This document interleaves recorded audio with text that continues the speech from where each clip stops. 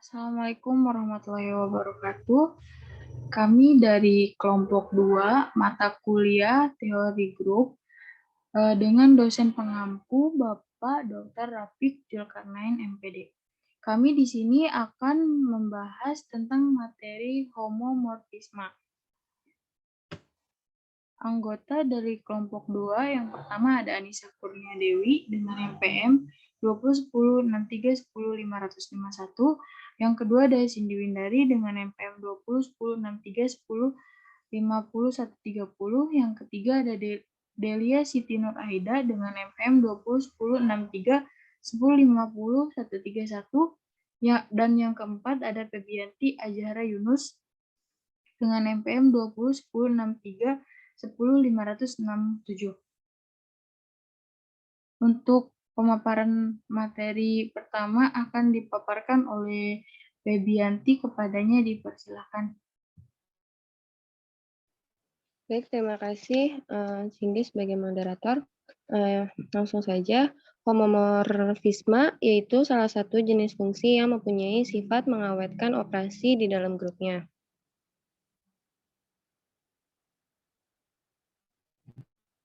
Nah, di sini ada definisi 1. Misal G operasi biner dan H operasi bundaran merupakan dua buah grup sebuah fungsi. P sama dengan G pemetaan H. Disebut homomorfisme jika berlaku Px tarie sama dengan Px bundaran Y untuk semua X, Y di G. Sifat Px tarie sama dengan Px bundaran Py dinamakan mengawetkan operasi. Artinya peta hasil operasi X tarie elemen G sama dengan hasil operasi peta-petanya di H, yaitu Px bundaran Py. Untuk mendalami hal ini, perhatikan kembali contoh-contoh berikut.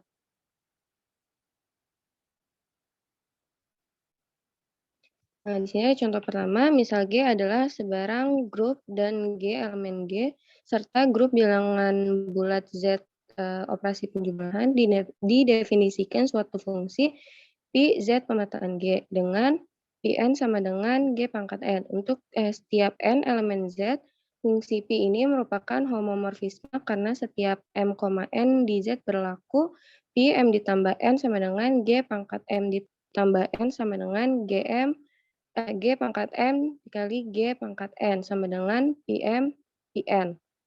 Contoh kedua, misal G adalah himpunan matriks 2x2 dengan determinan tidak nol dan R biner, himpunan bilangan real tidak nol. Didefinisikan sebuah fungsi alpha G pemetaan R biner dengan alpha A sama dengan A mutlak untuk setiap A elemen G. Sifat determinan menunjukkan bahwa mutlak AB sama dengan mutlak A dikali mutlak B. Hal ini berarti fungsi alpha ini merupakan homomorfisme. Lalu contoh yang ketiga, perhatikan grup pada Z4 operasi penjumlahan dan grup I operasi perkalian dengan I sama dengan 1, min 1, I, min I. Serta I pangkat I kuadrat sama dengan min 1. Didefinisikan fungsi beta Z4 pemetaan I dengan beta N sama dengan I pangkat N untuk setiap N elemen Z4. Dengan memperhatikan sifat beta M ditambah N sama dengan I pangkat M ditambah N sama dengan I pangkat M dikali I pangkat N sama dengan beta dikali M dikali beta dikali N, maka beta merupakan homomorfisme. Saya kembalikan kepada moderator.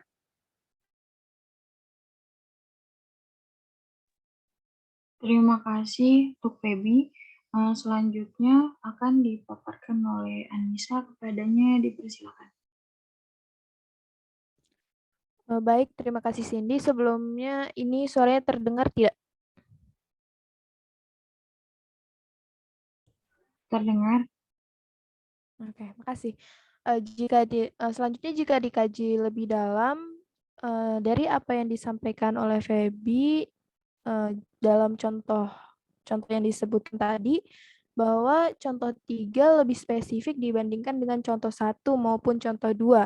Hal ini dikarenakan contoh yang ketiga mempunyai sifat satu-satu dan pada.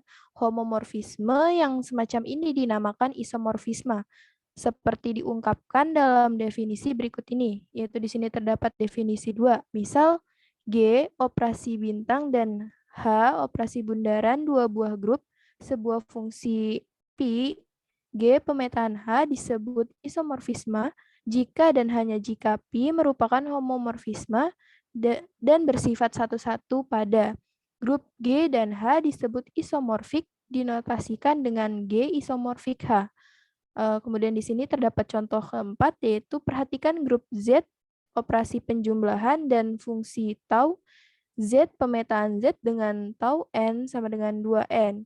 Maka selidikilah apakah fungsi tau merupakan isomorfisme atau bukan. Untuk penyelesaiannya yaitu di sini ambil M, N di Z. Menurut definisi, tau dalam kurung M ditambah N yaitu sama dengan 2 dikali M ditambah N. Sama dengan 2 dikali M yaitu 2M, 2 dikali N yaitu 2N, sehingga 2M ditambah 2N. Selanjutnya, tau M ditambah tau N. Karena pada soal diketahui bahwa tau N sama dengan 2N, maka untuk yang 2N-nya kita ubah menjadi tau N, dan untuk yang 2M-nya kita ubah menjadi tau M. Maka dari sini dapat disimpulkan bahwa tau merupakan homomorfisme. Selanjutnya dapat disimpulkan juga bahwa tau merupakan fungsi satu-satu karena tau M sama dengan tau N. Berakibat M sama dengan N. Pada sisi lain, jika diambil 3 elemen Z, tidak N elemen Z, sehingga 2N sama dengan 3. Nah, hal tersebut mengatakan bahwa tau bukan fungsi pada. Dari ketiga hal tersebut, dapat disimpulkan bahwa tau merupakan suatu isomorfisme.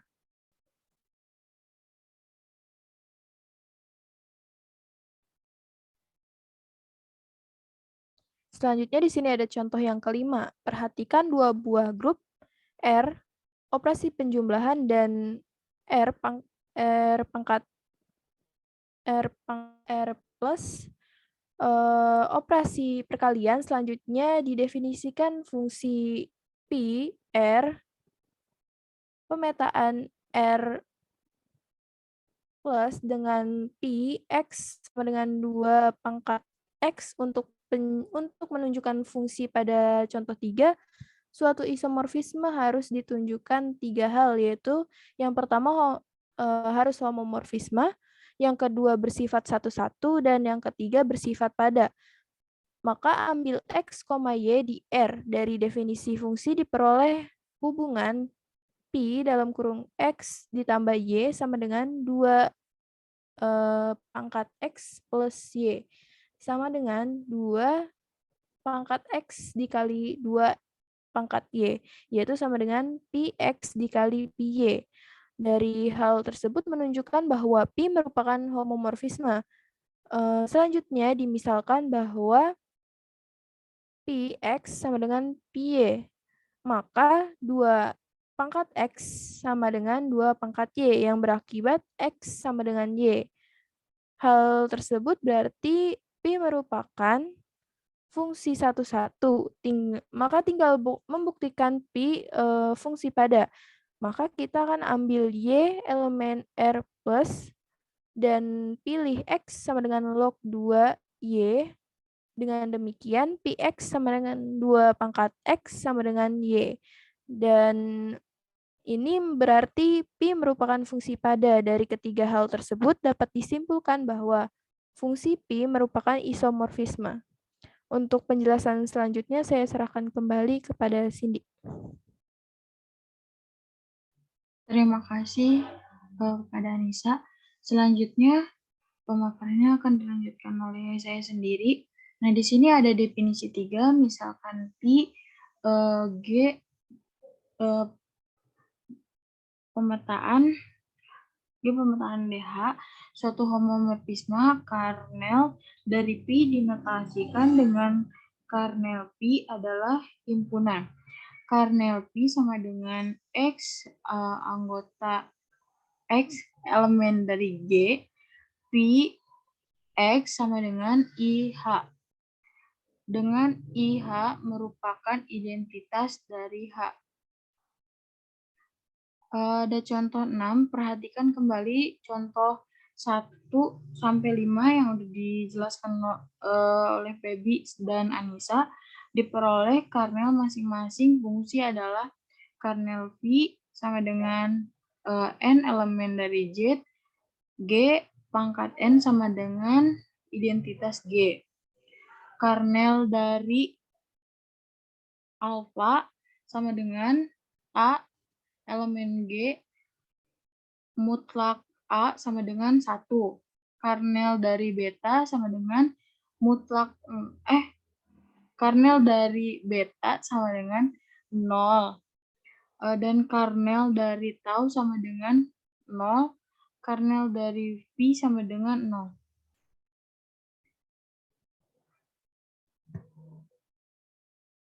Nah, di sini ada sifat-sifat homomorfisme. Teori 1, misalkan GH dua buah grup dan P G pemetaan H sebuah homomorfisme, hal berikut ini benar.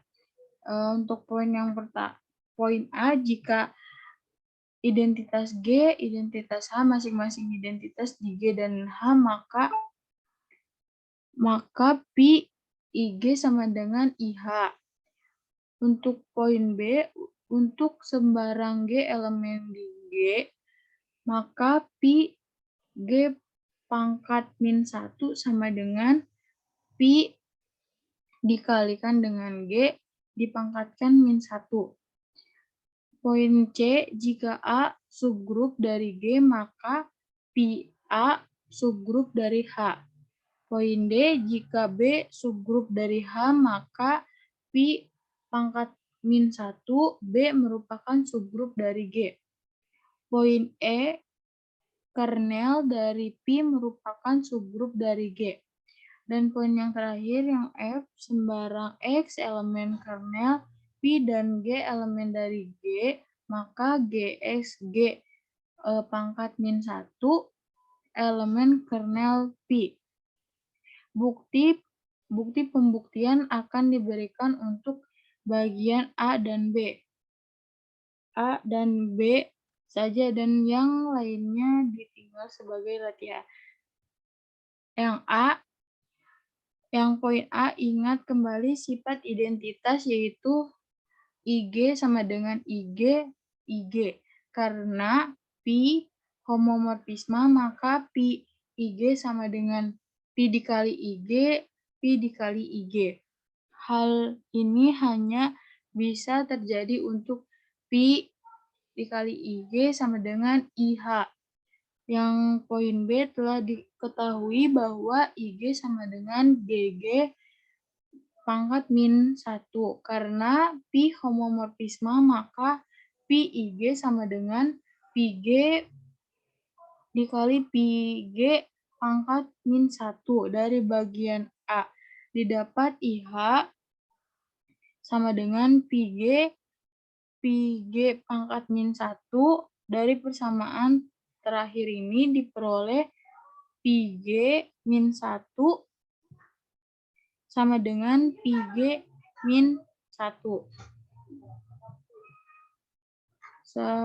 Selanjutnya akan dilanjutkan oleh Delia kepadanya. Silakan.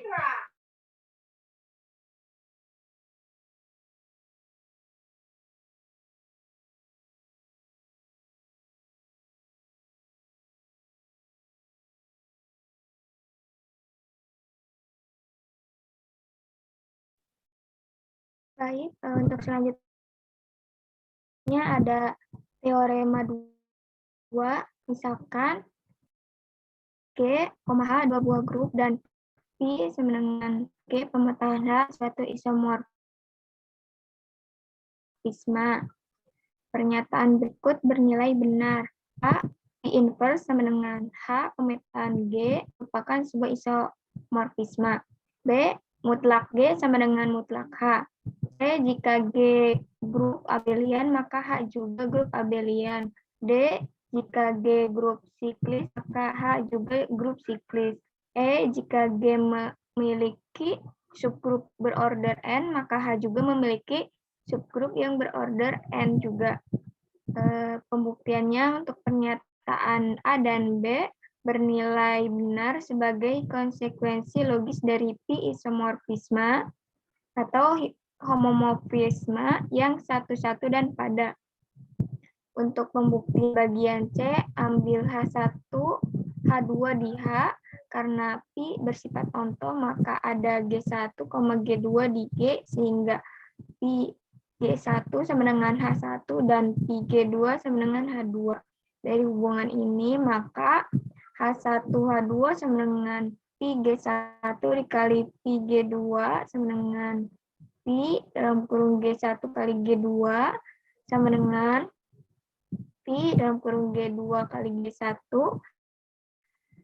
sama dengan pi G2 dikali pi G1 sama dengan H2. Harus diingat kembali bahwa G sama dengan G suatu G elemen G. Selanjutnya tunjukkan bahwa H sama dengan pi dalam kurung G. Selanjutnya dimanfaatkan sifat isomorfismenya. Yang lengkap ditinggalkan sebagai latihan. Boleh di next.